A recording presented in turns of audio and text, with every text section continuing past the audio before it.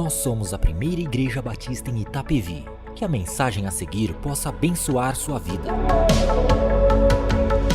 Irmãos, nessa manhã eu quero falar sobre desejos. E o tema é desejos, impulsos da vida. Todo ser humano tem desejos. Você que está aqui tem, com certeza, desejos. Alguns desejos são conscientes, né? Alguns desejos eu poderia dizer assim que nós identificamos com facilidade. Outros desejos, eles estão em nosso inconsciente, está no seu inconsciente. E muitas vezes esses desejos do inconsciente governam as nossas vidas. E nós só os percebemos quando somos confrontados, isto é, colocados na parede, e aí então conseguimos perceber o que de fato move as nossas vidas. Por exemplo, uma pessoa diz que tem desejo de cuidar de sua saúde, desejo de correr, de fazer exercício, desejo de emagrecer, mas todos os dias, quando chega em casa, deita no sofá e relaxa. Qual é o verdadeiro desejo do coração dessa pessoa? Possivelmente, o verdadeiro desejo dessa pessoa não é realmente cuidar da saúde. Ela tem esse desejo, mas não é a prioridade maior de sua vida. Por isso, ela acaba se entregando à preguiça, àquele momento de descanso. É um desejo que ela não expressa, mas que ela satisfaz todos os dias. E não satisfaz o outro desejo, porque ele não é a prioridade. Os desejos fazem parte de nossa essência, pois são eles que nos empurram e nos motivam a viver. Uma pessoa sem desejo algum é uma pessoa emocionalmente, e eu diria até espiritualmente, morta. Uma pessoa que não tem nenhum desejo, não há nada que impulsione ela à vida. Ela está vivendo por viver. O desejo de realizar algo ou de conquistar algo dá a nós um propósito para continuarmos firmes na vida e não entregues ao acaso. Se os nossos desejos são o que impulsionam nossas vidas, precisamos então avaliar e compreender nossos desejos à luz da palavra de Deus. E a primeira lição bíblica que eu gostaria de destacar hoje sobre os desejos é que nossos desejos determinam a direção de nossas vidas. E eu quero convidar você a ler comigo Mateus, capítulo 19, do verso 16 ao verso 22. Você pode acompanhar na leitura, através da sua Bíblia, você pode acompanhar através do seu aplicativo, ou mesmo através da tela. Diz assim o texto: Eis que alguém se aproximou de Jesus e lhe perguntou: Mestre, que farei de bom para ter a vida eterna? Respondeu-lhe Jesus: Por que você me pergunta sobre o que é bom? Há somente um que é bom. Se você quer entrar na vida, obedeça aos mandamentos. Quais? Perguntou ele.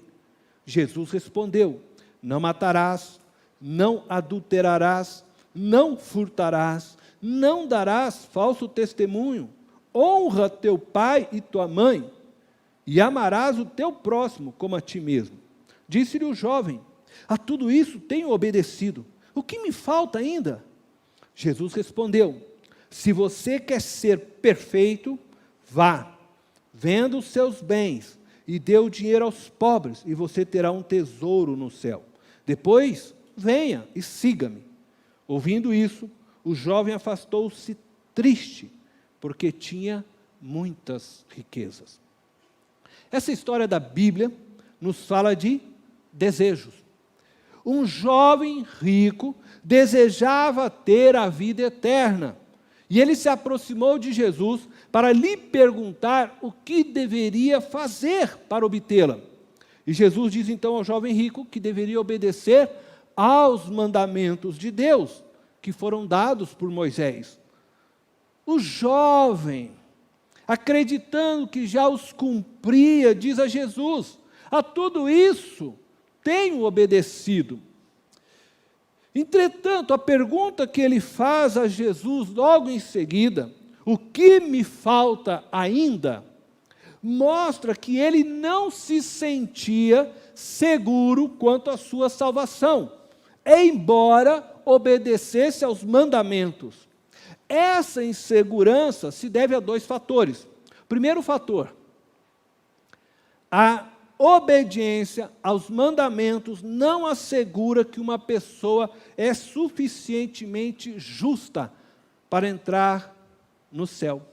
Pelo contrário, a lei dada por Moisés, diz o próprio apóstolo Paulo em sua carta aos Romanos, aponta para mim, para você, como apontava para aquele jovem, o desejo do seu coração em infringi-la. A lei dizia para ele, assim como diz a todos nós, existe dentro de você um desejo mau, um desejo de ir contra os princípios e valores de Deus. E o segundo fator que fazia com que ele não se sentisse seguro, embora obedecesse às leis de Deus com relação à sua salvação, é que de fato somos incapazes de obedecer aos mandamentos de Deus plenamente.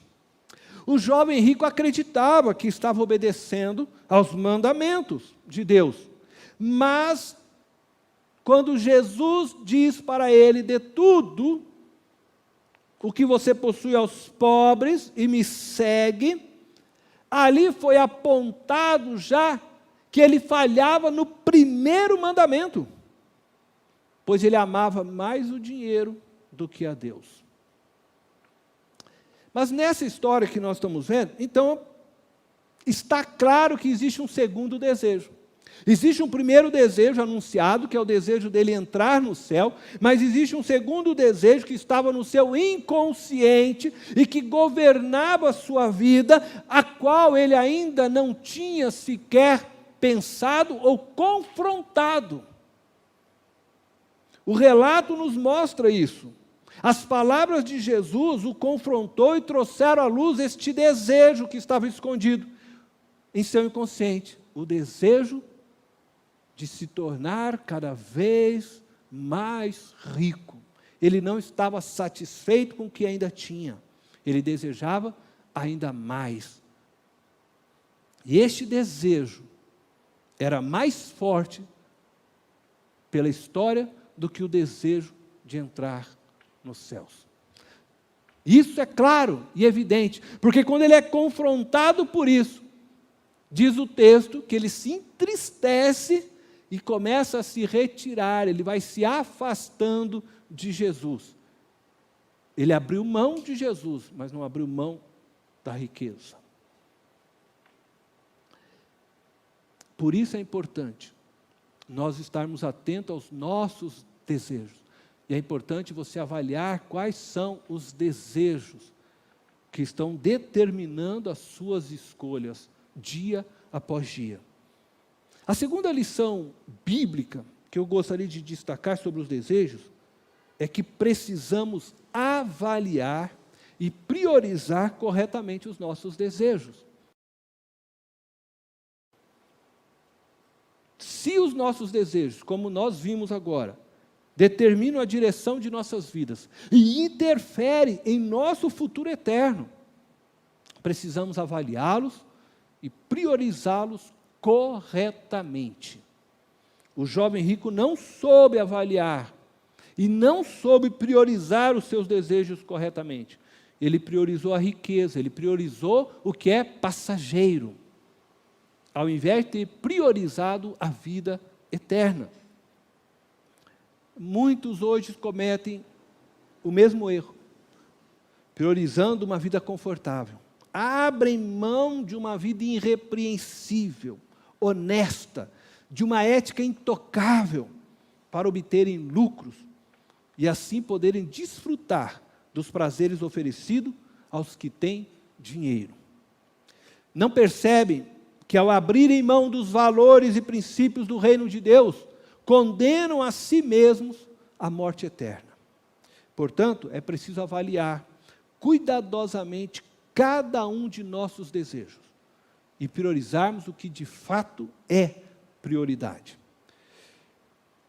Nessa manhã eu vou classificar aqui com vocês, a partir da Bíblia, os nossos desejos em 3 categorias: desejos carnais, desejos espirituais e desejos legítimos. Nós vamos perceber aqui, eu quero chamar a atenção de vocês, desejos carnais. Desejos carnais são frutos da nossa natureza caída. Os desejos espirituais, eles são desejos promovidos pelo Espírito Santo de Deus em nós. E nós temos o que eu estou chamando de desejos legítimos, tá? Que não está na Bíblia, mas que é uma verdade existente. Estes fazem parte da nossa constituição. Estão intrínsecos à nossa natureza. Por exemplo, você tem o desejo de comer, e não é pecado algum. Você tem o desejo de beber, não é pecado algum. Você tem desejo, por exemplo, do bem-estar, faz parte de nossa natureza. Você tem desejo por segurança, você tem desejo por proteção, faz parte de nossa natureza. Portanto, estes 3 desejos, isto é, essas 3 categorias de desejo, elas influenciam as nossas vidas e nós precisamos perceber quais são os desejos que devemos priorizar a cada momento e a cada instante. E talvez você já diga de cara assim, é óbvio, pastor, que nós devemos priorizar os desejos espirituais, porque você é muito espiritual, né? Promovidos pelo Espírito Santo. Mas lembre-se que Jesus disse que quando você for falar do Evangelho para uma pessoa, e aquela pessoa está faminta, o primeiro desejo dela não é o espiritual, é saciar a sua fome, é o desejo legítimo, que precisa primeiro ser cuidado. Então nós precisamos saber a cada momento quais são os desejos que nós precisamos cuidar. Agora, com certeza, eu já digo para vocês, desejos carnais são desejos que nós não podemos atender. São desejos que vão gerar em nós algo de ruim. O apóstolo Paulo, ele diz que os desejos carnais estão em conflitos com os desejos espirituais, conforme nós podemos ler em Gálatas capítulo 5, verso 17. Os desejos carnais estão em conflito com os desejos espirituais. Diz assim, pois a carne deseja o que é contrário ao espírito, e o espírito o que é contrário à carne. Eles estão em conflito um com o outro, de modo que vocês não fazem o que desejam. Interessante, né? Os desejos carnais estão em conflito com os desejos espirituais, e Paulo diz que esse conflito faz com que nós não façamos o que desejamos. Porque o nosso espírito está conectado, uma vez agora salvos, com o Espírito de Deus, que produz em nós novos desejos, mas a nossa carne ainda milita e nós acabamos fazendo aquilo que não queremos. O apóstolo Paulo cita isso na sua própria vida. O bem que eu quero fazer, eu não faço, diz ele. O mal que eu não quero fazer, eu acabo por fazer. Paulo afirma que os desejos carnais nos distanciam do reino de Deus e nos condenam à morte eterna. Contudo, os que pertencem a Cristo, isto é, aqueles que se renderam ao seu senhorio, já não são mais dominados por esses desejos da carne.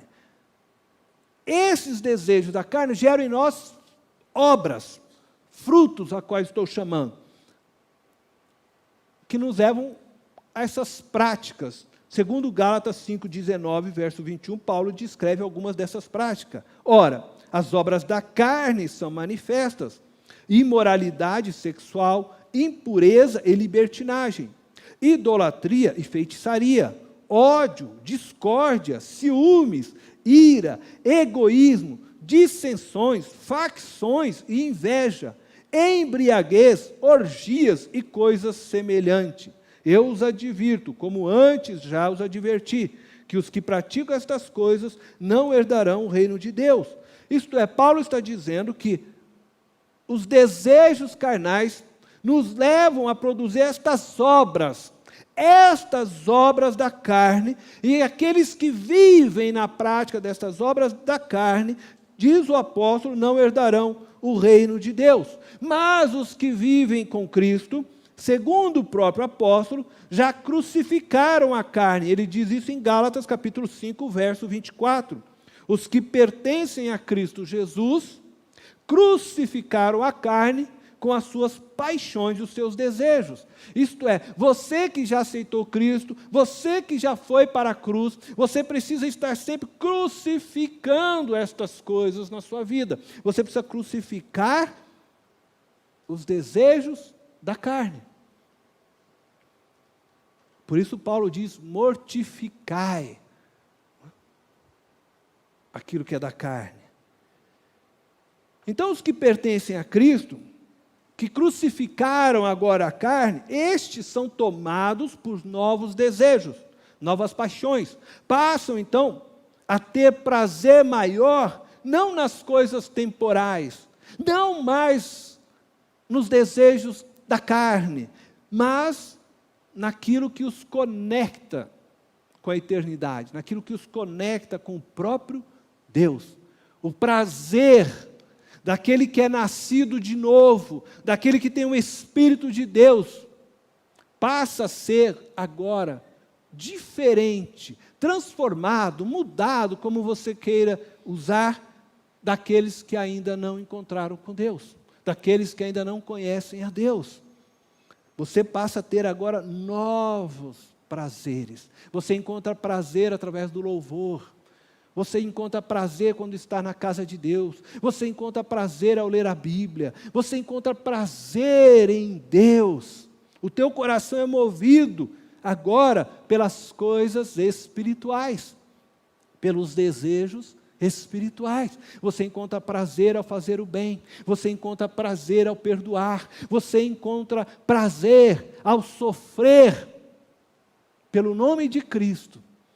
Você encontra prazer nas coisas que são espirituais e não mais nas coisas carnais. Pelo contrário, quando você peca, quando você produz algo que é carnal, isso gera em você um conflito, gera em você dor, gera em você tristeza. Aquele que é nascido de novo não vive mais no pecado, não consegue mais viver no pecado, porque é novo homem, nova criatura, todas as coisas se fizeram nova. Há um novo desejo borbulhando no coração dele, que é produzido pelo próprio Espírito de Deus.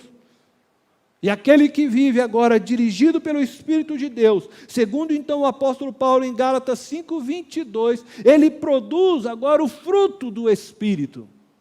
Não mais as obras da carne, mas o fruto do Espírito, que é amor, alegria, paz, paciência, amabilidade, bondade, fidelidade. Então eu vou tentar resumir um pouco melhor isso com vocês agora. Eu vou pedir para me passar o próximo slide. Tá? Então nós temos o quê? tipos de desejo. Desejos carnais, fruto da natureza caída. Tá? São desejos que nos levam a praticar obras pecaminosas, obras das quais Deus não se agrada, que nós já lemos. Os desejos espirituais, esses são gerados por Deus, promovidos pelo próprio Espírito de Deus em nós. O Espírito Santo traz ao nosso espírito esses desejos, produz em nosso espírito esses desejos, e o nosso espírito, então, agora está num conflito com os desejos da carne. Por quê? Segundo o próprio apóstolo Paulo, ainda vivemos num corpo corrupto. Por isso Paulo clama, né, e diz: quem me livrará deste corpo? Então nós estamos ainda numa luta entre carne e espírito. Nós recebemos do Espírito Santo a revelação, nós recebemos do Espírito Santo nova direção, mas a nossa carne ainda luta para que nós possamos, sim, fazer a escolha certa. Eu preciso estar atento e ouvir o que é a voz da minha carne e o que é a voz de Deus. Mas também nós temos desejos que são legítimos, tá? Que fazem parte da nossa constituição. Desejar ter uma casa não é errado, desejar ter um carro não é errado, faz parte do nosso ser. Nós desejamos ter uma casa por quê? Porque nós sentimos necessidade de ter segurança. Nós temos dentro de nós um anseio por proteção. Nós desejamos ter um carro porque nós temos um desejo de bem-estar. Então, você precisa de um veículo porque você quer saciar isto. Não é errado. São desejos legítimos. Eu tenho necessidade de comer, eu tenho necessidade de beber. Não há nenhum erro até aqui nisto. Depois eu vou falar para frente quando os desejos legítimos se tornam errados. Mas estes três desejos estão quase sempre tentando mover nossas vidas. Então nós vemos o quê? Que nós estamos dentro de um conflito. Olha lá você. Seu coração está nessa luta. Desejos carnais, desejos espirituais. Eu sinto que o Espírito de Deus fala para mim orar, mas a minha carne está falando, não, vai dormir, cara. Né? Você está sempre nesse conflito. Deus fala para mim que eu tenho que perdoar, mas eu olho para aquela pessoa, eu quero dar um soco nela, eu quero me vingar. Deus fala que eu tenho que amar o meu próximo, e você vive nesse conflito. Nós todos vivemos este conflito. Eu sei disso. E nós precisamos, então, atentar e tomar decisões corretas. Próximo slide, por favor. E essa é a pergunta. A quais destes desejos você irá priorizar?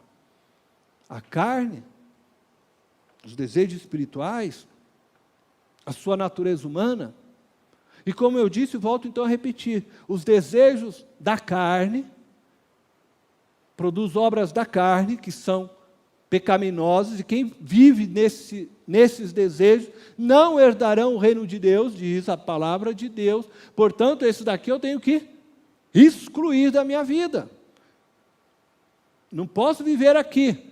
Bom, agora os desejos legítimos e os desejos espirituais, eu preciso compreendê-los e entendê-los no momento certo, quais desejos atender. E como que um desejo legítimo pode se tornar, então, um pecado? Então, eu vou para o terceiro ponto. Como eu posso distinguir se o desejo do meu coração provém de Deus? Os desejos de Deus são expressões do seu amor em nós. Por isso, sempre que eles são promovidos em nós, os desejos de Deus nos impulsionam para fora de nós. Entenderam? Os desejos de Deus são expressões de amor, porque Deus é amor. A essência de Deus é amor. E quando o desejo de Deus é revelado, é promovido em nosso ser, ele nos impulsiona para fora. Nós saímos de nós mesmos. Veja só, a Bíblia apresenta essa verdade de capa a capa. Mas eu vou ler apenas um texto para vocês, que se encontra em Marcos, capítulo 12, do verso 28 ao 31. um dos mestres da lei aproximou-se e os ouviu discutindo. E notando que Jesus lhes dera uma boa resposta, perguntou-lhe: de todos os mandamentos, qual é o mais importante? Respondeu Jesus: o mais importante é este: ouve, ó Israel, o Senhor, o nosso Deus, o Senhor, é o único Senhor. Ame o Senhor, o seu Deus, de todo o seu coração, de toda a sua alma, de todo o seu entendimento e de todas as suas forças. O segundo é este: ame o seu próximo como a si mesmo. Não existe mandamento maior do que este. Jesus, ao ser questionado por um dos mestres da lei sobre qual era o mandamento mais importante, ele afirmou que o mandamento mais importante, o primeiro, era amar a Deus. O segundo, amar o seu próximo. Em outras palavras, Jesus está dizendo que precisamos, em primeiro lugar, nos lançarmos plenamente para Deus. Este é um movimento para fora de nós. Um movimento em direção a Deus. Em segundo lugar, ele diz que precisamos nos lançar para o nosso próximo. Novamente, Jesus pede para fazermos um movimento para fora de nós, em direção ao outro, ao nosso próximo. E nós devemos nos lançar ao outro, ao nosso próximo, assim como constantemente nos lançamos a nós mesmos, assim como constantemente nos amamos. O amor não é algo estático, sem movimento, imóvel. Pelo contrário, o amor ele é dinâmico, ele é ativo. E é por isso que não se ama apenas de palavras. Não existe amor só em palavras. Porque o amor produz ação em direção ao outro. O amor nos lança para fora de nós mesmos. Deus é amor, e Ele é a expressão maior de amor. E foi este amor que fez com que Deus desejasse trazer à existência o que não existia. Foi essa expressão de amor que lançou Deus para fora de si, para criar o mundo, para criar eu, você, toda a humanidade. O amor fez com que Deus se lançasse para fora de si. Ele era completo em si mesmo. Ele não precisava de nós. Pai, Filho e Espírito estavam muito bem na eternidade. Mas o amor move Deus. Por isso está escrito, porque Deus amou o mundo de tal maneira que enviou seu Filho unigênito para que todo que nele crê não pereça, mas tenha a vida eterna. Todo desejo que nos impulsiona para nós, todo desejo que faz você entrar para dentro de si mesmo, desconsiderando o próximo, não provém de Deus. Deus nos criou por desejar compartilhar o seu amor conosco, a sua vida conosco. Todo desejo que nos lança para dentro de nós, que nos faz ver o mundo a partir de nós, de nossas necessidades pessoais, é desejo egoísta, produzido por um amor distorcido, desconfigurado, como consequência da queda do homem no Éden. Por outro lado, eu posso dizer que todo desejo que nos impulsiona para fora de nós, para o outro, provém de Deus. Todo desejo despertado em nós, que nos faz ver o mundo além de nós, é certamente promovido pelo Espírito de Deus. Eu não estou dizendo, volto agora, que todo desejo pessoal que temos é mal ou errado. Desejar ter um carro, como eu disse, uma casa, um emprego, se casar, fazer sexo com a esposa, ou a esposa com o seu marido, né? E outros tantos desejos, eles não são mal em si mesmos, são desejos legítimos, não são errados. Agora, esses desejos legítimos, eles só se tornam mal quando eu desejo qualquer uma destas coisas à custa do meu próximo. Eu desejo um bem-estar, mas eu sacrifico outro para que eu alcance aquilo que eu desejo. Ou quando qualquer um destes desejos me faz e me torna escravo deles. O desejo de comer não é pecado, mas ser escravo da comida é pecado. A glutonaria é pecado. O desejo de ter uma casa não é pecado, mas se isso é a única prioridade maior da minha vida, é pecado.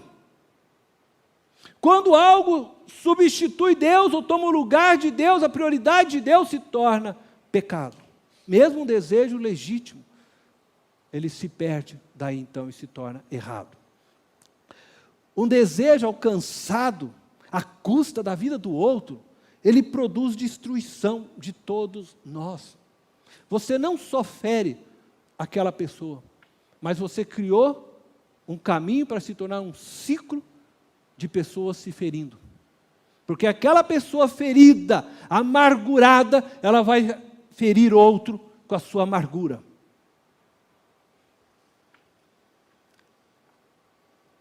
Quando nós produzimos divisão, o distanciamento do outro, porque nós estamos tentando passar ou realizar um desejo, atropelando o outro, ferindo o outro, não respeitando o meu semelhante, não amando como a mim mesmo, não me lançando a ele como eu me lanço a mim mesmo.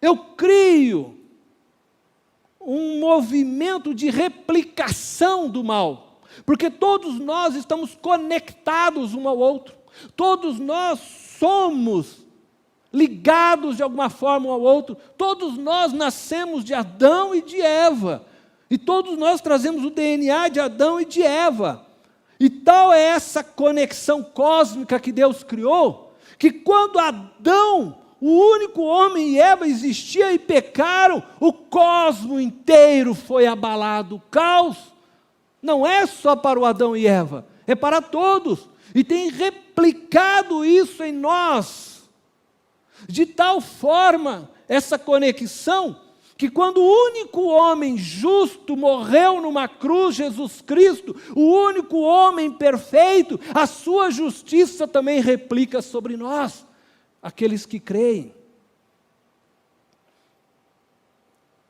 E nós só iremos conseguir quebrar este movimento de replicação do mal, de destruição, de amargura, de violência, quando nós desejarmos prioritariamente Deus,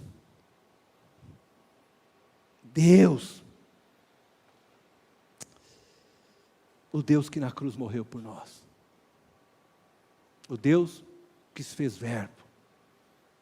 Quando nós nos entregarmos de todo o nosso coração a Ele, somente nele nós conseguiremos por fim a esse movimento de replicação, de destruição, de amargura, de violência, de mal. Quando nós, nele, começarmos a nos amar e amar o nosso próximo como nos amamos. Quando você se lançar para o outro como você se lança para si. Você trabalha arduamente para ter uma casa.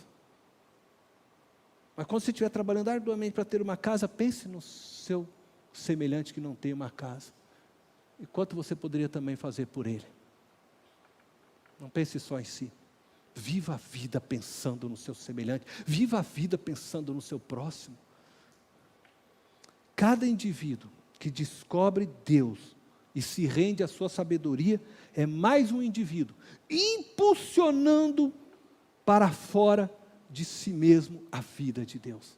Cada indivíduo que encontra Deus é mais um indivíduo impulsionado para fora de si mesmo. É mais um indivíduo desejoso de ver a vida de Deus fluindo para fora, e aí ele flui para Deus e para o próximo. Essa é minha oração nessa manhã. Que você faça parte destes indivíduos chamados por Deus para fora. Você foi chamado para fora de si mesmo. E que juntos consigamos viver o chamado de Deus neste movimento, que nos impulsiona a sairmos de dentro de nós para fora. Primeiramente para Deus, e com a graça e com o poder de Deus, no dínamo de Deus, para o outro, dando testemunho da vida de Deus. E aí fica a reflexão para você. 3 perguntas. Primeiro, você é capaz de discernir qual desejo tem determinado a direção de sua vida no dia a dia? Você tem esse discernimento? De fato, qual é o desejo que tem determinado a sua vida?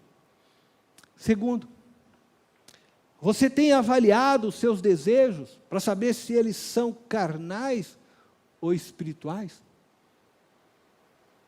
Ou mesmo legítimos? E a terceira, os seus desejos têm lançado você para fora de si mesmo? São eles expressões do amor de Deus? Pense sobre isso. Vai hoje para casa e reflita sobre isso. Eu quero convidar você a fechar os teus olhos. Deus eterno e poderoso, eu quero te agradecer por esta manhã, por esse tempo.